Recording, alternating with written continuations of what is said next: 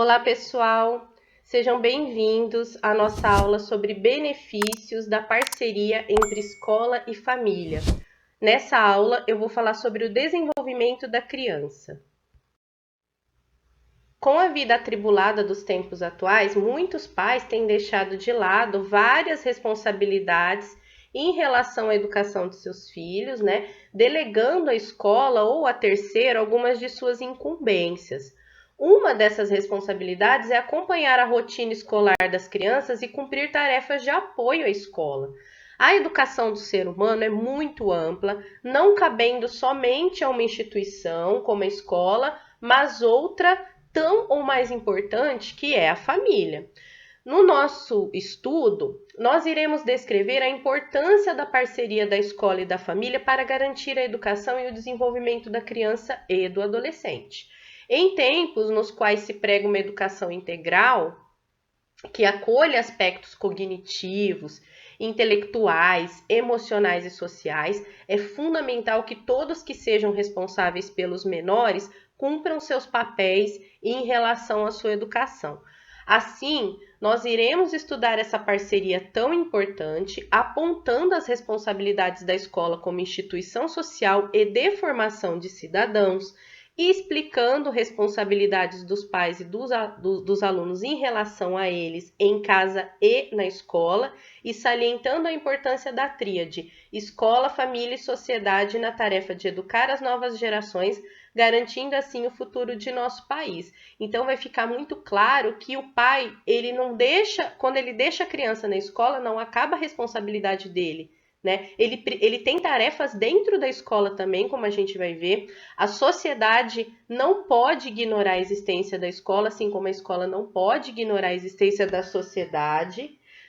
Elas precisam trabalhar juntas, isso está na Constituição, porque o dever de educar é, em primeiro lugar, da família, tá?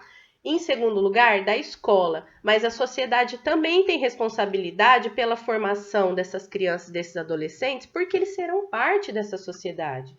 Eles serão futuros cidadãos, tá? Então, o filho do vizinho é problema do vizinho? Em parte, porque algum dia esse filho do vizinho vai estar vivendo na sociedade e você, que não é pai, não é mãe, não é professor dele, vai estar convivendo com ele. Tá? Então, nós temos como cidadãos também alguns deveres. Tudo isso a gente vai ver nos nossos estudos. Bom, na aula de hoje, então, eu vou falar sobre o desenvolvimento da criança. Quando a gente diz que hoje na educação a gente privilegia a educação integral, significa que nós vamos dar conta de todos os aspectos de desenvolvimento do ser humano. Isso tanto na escola, quanto na família, quanto na vida em sociedade, tá?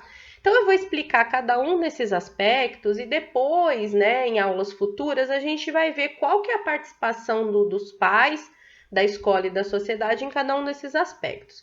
Primeiro aspecto que eu vou falar é do aspecto neurológico, Segundo a revista Nova Pediatria, o desenvolvimento neurológico da criança é contínuo e se inicia antes do nascimento. Então, ainda na concepção já começa ali um desenvolvimento que não vai parar mais até a morte do indivíduo, Por isso, a gestante precisa tomar cuidados desde o início da gravidez para que o desenvolvimento do feto e embrião seja sadio.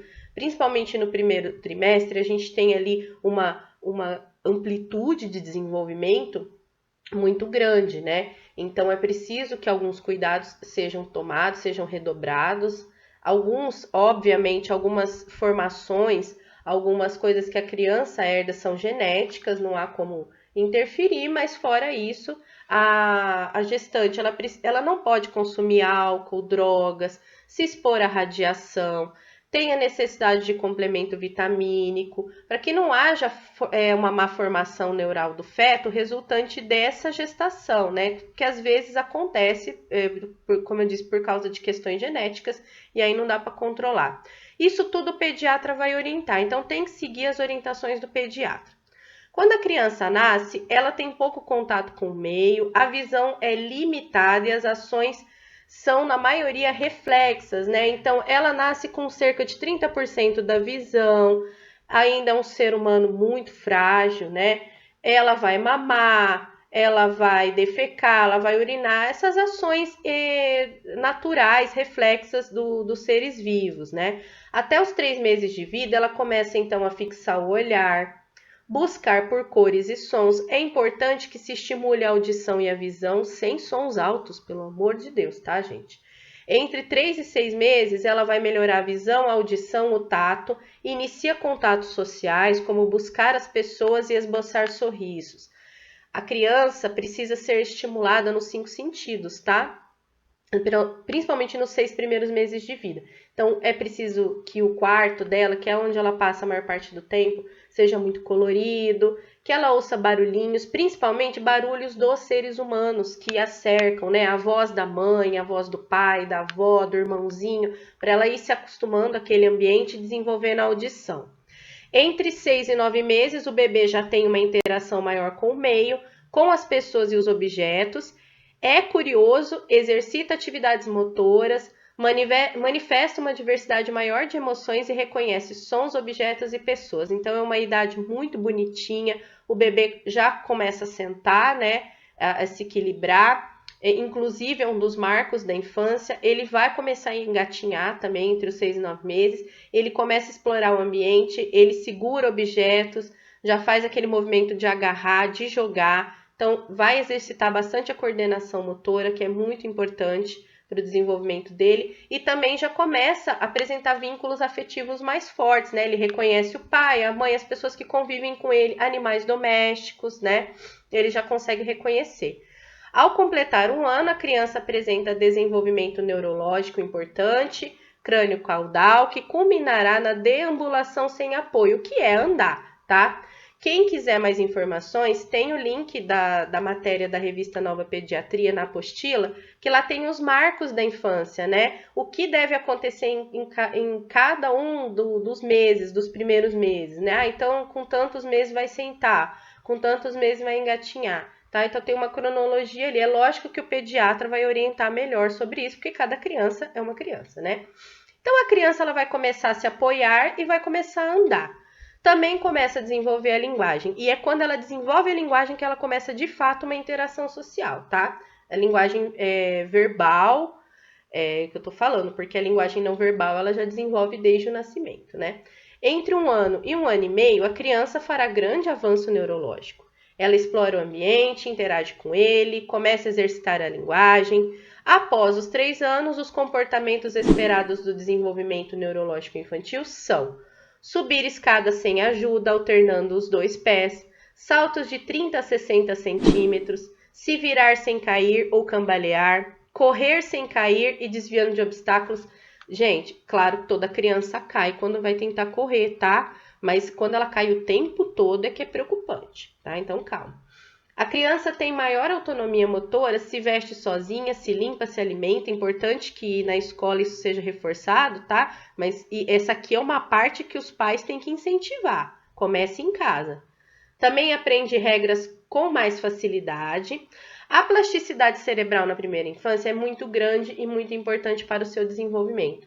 Por isso é fundamental que o meio em que a criança cresça lhe ofereça estímulos suficientes, afeto e cuidados com a saúde e segurança. Então, as escolinhas de educação infantil, elas estão focadas nisso, elas provavelmente têm um ambiente ali totalmente estruturado para receber essas crianças, e a família também precisa providenciar um ambiente desse nível. E ali, juntinho com o aspecto neurológico, está o aspecto cognitivo. A cognição, gente, é responsável pelos exercícios da nossa mente, né? Memória, concentração, o raciocínio, a reflexão. E é lógico que isso se desenvolve também desde o nascimento até antes, né? Para entender o que é necessário para a criança se desenvolver neurológica e cognitivamente, a gente vai conhecer a teoria do desenvolvimento cognitivo do biólogo suíço Jean Piaget. O Jean Piaget é um dos pilares da nossa educação, né? A teoria dele serve de base para muitos conteúdos e para muitas práticas que nós temos na escola. E essa daqui, a do desenvolvimento cognitivo, eu acredito que seja mais usada principalmente nos primeiros anos de vida da criança, né? A criança, legalmente, ela a faixa etária de 0 a 12 anos. A partir de 12 anos, ela já é adolescente. O Piaget estudou mais profundamente essa fase e dividiu essa fase em 4 períodos. O primeiro período, que é o sensório motor, como a gente já falou, né, é uma fase de exercício dos reflexos, das atividades sensoriais, os primeiros contatos com o meio, seus indivíduos e seus objetos. A criança desenvolve a linguagem. No começo é uma linguagem egocêntrica, ou seja, centrada no próprio eu. Então ela vai balbuciar, ela vai falar com ela mesma. Muitas crianças falam com seus pares, né? Ou seja, se um nenezinho encontra outro nenezinho, eles acabam conversando ali. Quem já viu essa interação sabe que eles desenvolvem uma linguagem própria ali, né? Que é uma linguagem infantil. E a criança tem uma linguagem não verbal também, através de expressões, de gestos, né? Esse período, gente, teoricamente é de 0 a 2 anos, mas a gente coloca de 0 até a aquisição da linguagem verbal, ou pelo menos o princípio dela. Conforme a criança vai aprendendo a falar, ela vai entrando no período pré-operacional, que é quando ela inicia de fato um processo de socialização. Você conviver com pessoas não significa que você está se socializando, tá? Então, a criança convive com pessoas desde o nascimento, mas quando ela desenvolve a linguagem, ela começa a trocar informações, ela começa a trocar experiências, ela começa a manifestar pensamentos, sentimentos. Isso já é socialização. E ela procura os pares para poder interagir e se comunicar. Por isso que é importante que nessa idade ela seja colocada na escola já. Não é só para uma questão de aprendizado intelectual, é uma questão de socializar com crianças da idade dela, para que o desenvolvimento dela seja saudável, seja sadio, né? E não sofra nenhuma interferência ali. O Piaget estudou o jogo, né? Infantil, jogo de bolinha de gude. Então, a criança dessa idade, ela faz as próprias regras e ela exercita o lúdico, faz de conta. Tanto que em muitos jogos, ela é considerada café com leite, porque ela não entende as regras, ela tem as próprias regras. Por que isso é importante? Porque nesse período a gente vai ver que depois o Piaget, ele colocou umas fases de desenvolvimento social também da criança. Aqui a gente vai focar no cognitivo, tá? Então eu volto a falar dessa questão do jogo mais à frente. A criança nessa idade é muito curiosa e quer explicações para tudo, e ela imita muito os adultos, né, e os colegas. Então é preciso tomar cuidado com o vocabulário, com gestos, com a conduta perto da criança, porque ela vai imitar mesmo.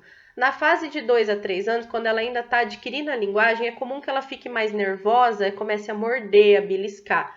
Isso significa o quê? Que ela está tentando comunicar algum sentimento que ela tem, algum pensamento, e como ela ainda não sabe falar o que ela está sentindo, o que ela está pensando, ela vai manifestar isso através da parte física, né? Umas mordem, outras puxam o cabelo. Então, muitos falam, essa idade de 2 anos é terrível. É terrível porque para a criança é terrível. Ela está passando por uma transição na qual ela já é um ser humano que pensa, o cognitivo dela está super acelerado ali e ela ainda não consegue manifestar isso. Então, precisa ajudar a criança a desenvolver a comunicação nessa idade, tá? Depois a gente entra no período escolar propriamente dito, né? Do ensino fundamental, que é o período operacional concreto. Esse período a criança já consegue fazer operações mentais concretas, aprende a lógica, conceitos de número, de tempo, de reversibilidade. Nesse período, o Piaget desenvolveu uma caixa que é chamada caixa de Piaget, que tem umas experiências, né, com as crianças, e você consegue ver se a criança já saiu do pré-operacional e já entrou no operacional concreto. Mas por que é importante eu saber isso? Porque você vai ver se ela já está com maturidade cognitiva para alfabetização. Lógico que o processo de alfabetização começa antes, né, do fundamental, mas o processo, para o processo se concluir, para a criança ser totalmente alfabetizada, ela precisa ter maturação cognitiva, tá? A mente dela precisa estar preparada. E para você testar se a mente dela está na fase padrão ali de desenvolvimento, você usa a caixa de Piaget. Lá tem provas com conceitos de número, de reversibilidade. Você pode fazer sua própria caixa ou você pode comprar pronta, tá? Na internet a gente acha caixas prontas, né? Eu coloquei até a foto aí com o link. Mas é uma caixa que tem objetos que a gente acha em casa, então dá para fazer a nossa própria. Então a criança consegue entender as regras, tem mais apreço pela coletividade e precisa de atividades empíricas para entender a realidade. Então, ela pensa concretamente. Isso significa que ela precisa ver as coisas. Então, nesse período é fundamental que a criança pratique o conhecimento e não só fique copiando, copiando, copiando. Aí a gente tem, por fim, o período operacional formal, que teoricamente a gente entra com mais ou menos 12 anos, que vai durar aí a vida toda, quando você já tem um pensamento muito mais complexo, mais evoluído, vamos dizer assim, né? Consegue fazer atividades lógicas dedutivas. O adolescente começa a entender e criar pensamentos formais, abstratos, teorias mais complexas, tanto que os conteúdos escolares se tornam mais complexos, né? A gente consegue em história, geografia, trabalhar com questões mais difíceis mesmo, né? Por quê? Porque ali já tem uma maturação cognitiva maior. Todos os aspectos do desenvolvimento estão relacionados, né? Então, o neurológico e o cognitivo, eles caminham juntos e aí a gente vai colocando outros aspectos, que nós vamos ver a seguir. Além das fases de desenvolvimento cognitivo, Piaget estudou também as fases de desenvolvimento moral. Nesse desenvolvimento moral, ele estudou como as crianças se relacionam com o conceito de regras e o respeito pelo cumprimento das mesmas, né? Então, ele colocou 3 fases de desenvolvimento moral.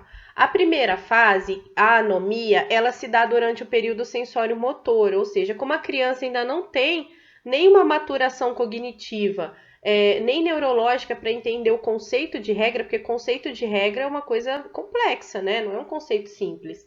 Ela tá numa fase em que para ela tanto faz, tanto fez. Não adianta você falar de regra com a criança. Então ele chamou isso de anomia. É uma fase em que não se fala de regras com as crianças. É lógico que a gente já consegue verbalizar alguma comunicação em relação ao que pode e ao que não pode fazer. Então, às vezes, o bebezinho vai colocar a mão num lugar que é perigoso, né? Que tá quente ou que dá choque, você fala não, ele já entende o não. E isso é importante, porque ele já vai percebendo que existem limites, né? No começo, os limites que ele vai entender são os limites físicos, onde ele pode ir, onde ele pode colocar a mão e onde ele não pode. Conforme ele vai crescendo, ele vai entendendo que existem limites que vão além da parte física, né? Que são os limites sociais. Aí a segunda fase, quando a criança já está falando, já está entendendo o que o adulto fala, a gente tem a heteronomia. Nessa fase, a criança vai obedecer não porque ela entende o conceito de regra, porque, como eu disse, é um conceito complexo ainda para ela. Ela vai obedecer ou por medo do castigo, né? Falar, olha, se você mordeu seu coleguinha, você vai ficar ali fora da atividade na próxima rodada, né? Vamos dizer assim. Então, ela vai obedecer por medo desse castigo, dessa sanção, ou por medo da autoridade, né? Então, às vezes, ela tem tanto respeito, ou até medo mesmo do pai, do professor, que ela vai obedecer por isso. A gente sempre diz que a gente não deve inspirar medo na criança, mas sim o respeito, tá? O medo você inspira muito facilmente, basta você mostrar que você é maior e mais forte que ela. Só que isso tá errado, né? Agora, o respeito ele é mais difícil de ganhar, ele precisa ser conquistado. Então, muitas vezes o adulto não tem a paciência para se mostrar autoridade para a criança de forma respeitosa, tá? E lembramos que autoridade não significa autoritarismo. Eu não preciso gritar, nem bater o pé, nem bater na criança para ser autoridade.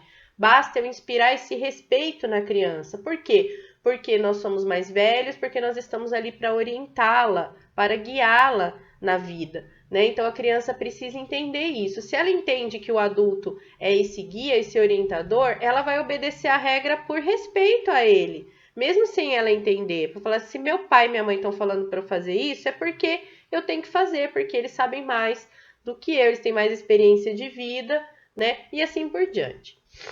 Por volta dos 12 anos, aproximadamente, a criança atinge a autonomia. Isso não ela precisa praticar muita heteronomia até os 12 anos para ela atingir um grau de autonomia. E também não é de uma hora para outra. Nós vamos adquirindo autonomia aos poucos. Conforme a nossa mente nosso cognitivo vai evoluindo, a gente vai conseguindo entender a importância das regras, tá? E aí, quando a gente já consegue entender a importância da regra social para o funcionamento e equilíbrio da sociedade, a gente já atingiu uma autonomia cognitiva em relação à regra. Agora, se a gente vai praticar essa regra, se a gente vai de boa vontade cumprir essa regra, aí a gente não sabe. Então, tem muitos adultos que não atingem essa autonomia moral, né? Então, ficam estagnados ali na heteronomia. Então, eu só vou fazer a coisa certa se alguém estiver olhando, ou se alguém for me multar, me punir, porque senão eu vou fazer o que eu quero. Isso é heteronomia. Tem pessoas de 50 anos que ainda estão na heteronomia, tá? Além do Piaget, o Lev Vygotsky, que é um psicólogo russo também muito importante para a nossa educação, ele é uma outra base, inclusive, da nossa educação. Ele estudou bastante o desenvolvimento da linguagem, do pensamento e as interações sociais. Segundo Vygotsky, a criança vai aprender todo o conhecimento social e histórico no meio em que vive, através da linguagem e da interação social. Todo o conhecimento cultural e histórico da humanidade serão fundamentos para o desenvolvimento da criança e a linguagem. A comunicação com as pessoas irão desencadear e mediar essa troca. Então, quando ele fala em linguagem, gente, eu não estou falando só de linguagem verbal, eu não estou falando só da linguagem oral, né? Você falar e escutar. Porque a língua de sinais, por exemplo, também é uma linguagem. A gente está falando de comunicação humana, tá? O que eu uso para essa comunicação, se é a linguagem oral, ou se é a Libras, ou se é alguma tecnologia ali de comunicação alternativa, não importa. O que importa é que a criança se comunique com os indivíduos do seu meio, que ela adquira cultura, que ela troque experiências, né? Então, o Vygotsky ressalta a importância da socialização da criança na escola, da troca de experiências e vivências com seus colegas e professores. Por isso que os pares, criança tem que brincar com criança. Essa troca é importante, ela desenvolve o cérebro, ela desenvolve a parte emocional, ela desenvolve esse aspecto social. É ali que ela começa a entender a importância das regras. Por quê? Porque ela vê que o direito dela termina quando começa o do outro, né? Então, ela precisa ir para a escola o mais cedo possível, não para ser alfabetizado ou qualquer coisa parecida somente, mas também para desenvolver esse aspecto social. E hoje a gente não descarta, além desses aspectos, né, o neurológico, o cognitivo e o social, também o aspecto afetivo. O aspecto afetivo, ele vai envolver o aspecto emocional ali, né? Porque ele está baseado nas nossas relações humanas, né? Na relação com as pessoas que nos cercam. E hoje em dia, as pessoas que nos cercam não são só as pessoas da nossa convivência física, mas também envolve a questão virtual. E isso para as novas gerações é muito forte, tá? E essa interação que eles têm nas redes sociais, através da internet, acaba influenciando tanto no aspecto afetivo e emocional, quanto as relações que eles têm ali de modo presencial, de modo físico. Um autor muito importante nessa área é o Henri Vallon. O Henri Vallon, ele vai estudar a afetividade junto ali com a teoria de Jean Piaget, né? Ele colocou, inclusive, fases de desenvolvimento da afetividade. São 5 etapas, na verdade, né? E, para ele, os aspectos cognitivo, motor e emocional são igualmente importantes no desenvolvimento humano. Então, não é que ele tenha desconsiderado os outros aspectos, não. É que ele se aprofundou nos estudos desse aspecto, né? Então, vamos ver como é que ele divide aqui. A primeira fase, a impulsiva emocional, ela vem lá do sensório motor. Surge no primeiro ano de vida da criança e é caracterizada pelas interações afetivas. E a criança vai reconhecer quem cerca ela, a memória dela ainda é muito, a memória de longo prazo ainda é muito frágil, né? Ainda não é totalmente formada, então ela vai reconhecer mais as pessoas do convívio diário. A fase sensório-motora e projetiva, ela vai ficar ali entre o sensório-motor e o pré-operacional, vai até os 3 anos, é caracterizada pela exploração dos espaços e dos objetos. Também surge o jogo simbólico e a linguagem. O personalismo, que é de 3 a 6 anos, é caracterizada pela formação da consciência e a personalidade, pela intensificação das relações afetivas e sociais, a adesão aos pares e troca de ideias. Então a criança ali, ela já consegue se enxergar como parte de uma sociedade, principalmente se ela frequentar um ambiente com outras crianças, né? Porque a escola, ela é um recorte pequeno da nossa sociedade. A fase categorial, que é a partir dos 6 anos, o mundo da criança se amplia e ela passa a ter muita curiosidade por objetos de conhecimento cada vez mais diversificados. Aqui eu preciso abrir um parênteses que é o seguinte: tanto Piaget como Vallon, como Vygotsky não estavam ainda na era digital, tá? Então, hoje em dia, a gente considera a influência da tecnologia digital nessas fases de desenvolvimento, tanto cognitivo quanto social, e até nas interações sociais. Então, a gente tem muitos estudos aí de autores e de pesquisadores das universidades que atualizam as teorias de Vallon, de Piaget, de Vygotsky, que consideram essa questão da era digital. Por exemplo, uma criança de 6 anos, da década de 1970, ela não tinha os mesmos contatos sociais que ela tem hoje. Hoje o contato é muito mais amplo, não só por causa da tecnologia digital, né, celular, tablet, essas coisas, mas porque a nossa circulação aumentou bastante. A gente viaja mais, a gente se desloca mais no espaço, né? Antigamente, lá há 40 anos atrás, era muito raro uma família viajar. Era só nas férias, no fim de semana e olhe lá. Hoje não, as pessoas se deslocam mais facilmente. E isso amplia a rede de contatos da criança, tá? Então, a noção de mundo da criança, essa amplitude, essa visão global do mundo, ela aparece mais cedo, às vezes antes dos 6 anos. Predominância funcional. As ações hormonais desenvolvem o corpo e o pensamento se torna mais complexo. É a adolescência aqui, tá? A necessidade afetiva é preenchida com os pares, né? E a sexualidade começa a ser foco de interesse. Existem muitos questionamentos nessa fase, o que origina muitos conflitos com a família e com a escola. Então aí a gente tem que concentrar nos hormônios, porque eles promovem aí uma revolução tanto na parte física quanto na parte conceitual do adolescente. Bom, um outro aspecto muito importante para o nosso desenvolvimento é o aspecto psíquico.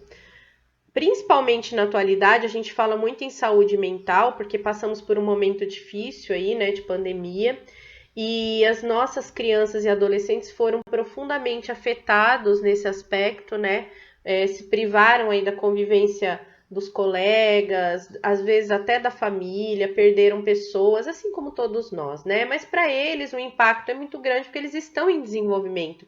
Eles não têm ainda as ferramentas para lidar com esse tipo de impacto que os adultos têm, ou pelo menos deveriam ter. Quem estudou o aspecto psíquico a fundo foi Sigmund Freud, né, o médico austríaco. Ele colocou ali, ele estruturou a nossa mente. Esse modelo, essa estrutura da mente é usada até hoje. Lógico que hoje nós temos, dentro da psicanálise, que é a teoria desenvolvida por Freud, uma grande quantidade de estudos. Existe o atendimento clínico dentro da psicanálise, né? Porque o psicanalista, ele é um psicólogo que atende ali os seus pacientes e tem um modelo específico, né, de atendimento. Todo ele começou ali com Freud. E ele estruturou como a nossa mente? Bom, a primeira teoria do aparelho psíquico, que é chamada de modelo topológico da mente, ele desenvolveu em 3 níveis de consciência. Quando eu estou consciente, né, eu estou lúcida diante dos pensamentos e interações com o meio, a minha percepção está vigorosa. Então, eu estou aqui. O que está no meu consciente agora? Está o slide que eu estou explicando, a teoria do Freud e o que eu estou falando para vocês. Isso está no meu consciente. Aí, no segundo nível, a gente tem o pré-consciente. São os arquivos da minha mente que não estão ali sendo usados, mas que eu posso acessar muito facilmente, tá? Então, se eu precisar acessar qualquer aspecto da teoria psicanalítica que não está aqui no slide, eu tenho um acesso fácil ali, desde que eu tenha aprendido. Lógico, eu não sou uma especialista, mas o que eu já aprendi sobre psicanálise eu consigo acessar ali muito facilmente para trazer para vocês. Acontece muito durante a aula, Quando um aluno faz uma pergunta que não está ali no meu script, que não está ali na minha pauta, eu acesso meus arquivos para responder. Tudo bem, só que existem arquivos que estão dentro da minha cabeça e eu não consigo acessar. Isso acontece quando a gente às vezes dá um branco na gente, quando a gente bloqueia determinados sentimentos, determinadas situações que nós vivemos. E aonde que vão esses arquivos? Vão para o inconsciente. Então, eles estão arquivados, mas eu não consigo acessar voluntariamente, tá? E aí, o que acontece? A gente só consegue acessar através de terapia, tá? Então, porque não depende da nossa vontade ou intenção. Às vezes, no sonho, esses arquivos vêm à tona, mas depois eles voltam para o inconsciente. Então, nós temos esses 3 níveis de consciência. Depois, o Freud, ele foi para a segunda teoria do aparelho psíquico, que é o modelo estrutural da personalidade. Então, junto com a nossa mente, trabalhando nesses 3 níveis de consciência, a gente tem a nossa personalidade, que é uma luta constante entre o id e o superego.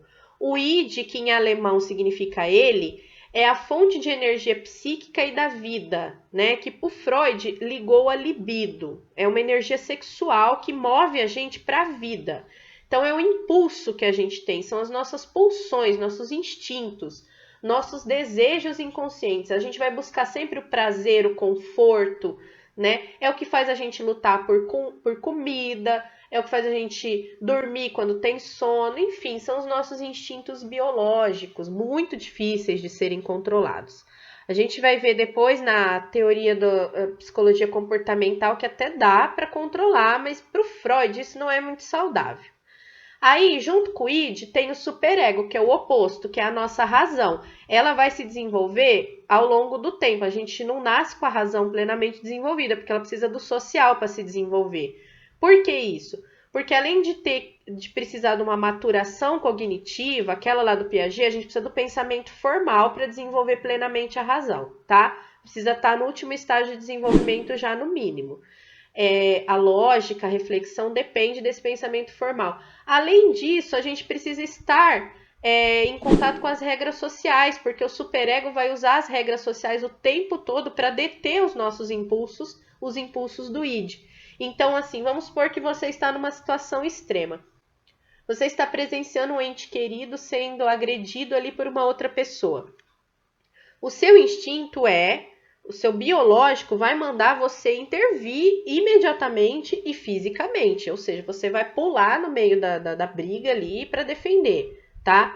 O seu superego vai dizer, não, vamos procurar outros meios, chame a polícia, chame alguém mais preparado, tente um diálogo, tente intervir verbalmente. Então, o superego ele vai tentar trazer você para a razão, para a contenção. E quem faz a moderação disso tudo é o ego, porque ele vai trabalhar através do princípio da realidade, ou seja, ele analisa se os impulsos do id são aplicáveis e viáveis, ou se o superego é que tem que ser aplicado. Então, o seu ego ele precisa estar muito bem equilibrado para enxergar a realidade de uma forma que, nesse momento, eu vou usar o id, nesse momento, eu vou usar mais o superego, tá? Então, por exemplo, numa situação de risco físico, provavelmente o ego vai falar, não, calma ao agir. Então, vai trazer você mais para o superego. Só que no momento de descontração, né, ou no momento de atividade sexual, por exemplo, ele vai falar, solta o id, deixa o superego de lado, deixa a sua sexualidade trabalhar. Então, o ego é que vai fazer essa mediação entre um e outro, e isso tudo faz parte da estrutura da nossa personalidade. Existem pessoas que são puramente não, ninguém é puramente nada, mas são quase que todo o tempo superego, e tem pessoas que são quase que todo o tempo id, né? Aquelas pessoas assim, é vida louca mesmo, seguem os impulsos, os instintos, as pulsões e não pensam, não raciocinam. E aí existe uma parcela que é equilibrada, sabe equilibrar o momento do impulso e o momento do raciocínio. Por fim, ainda dentro da teoria freudiana, né, da psicanálise, ele estudou o desenvolvimento da sexualidade humana, porque para o Freud, a nossa sexualidade é o nosso impulso de vida, tá ligado ao nosso impulso de vida. Então, nós precisamos estar bem com a nossa sexualidade, sem repressões, né? Sem muitos tabus, porque senão isso vai afetar toda a nossa vida psíquica. É importante não confundir o conceito de sexualidade orgânica, biológica, com de erotização, que é a prática sexualização social. Então, quando a gente fala que a criança tem sexualidade, a gente não está falando que a criança tem qualquer tipo de contato sexual ou erotismo. É simplesmente a gente está falando de pontos em que do nosso corpo que desde o nascimento nos proporcionam prazer, tá?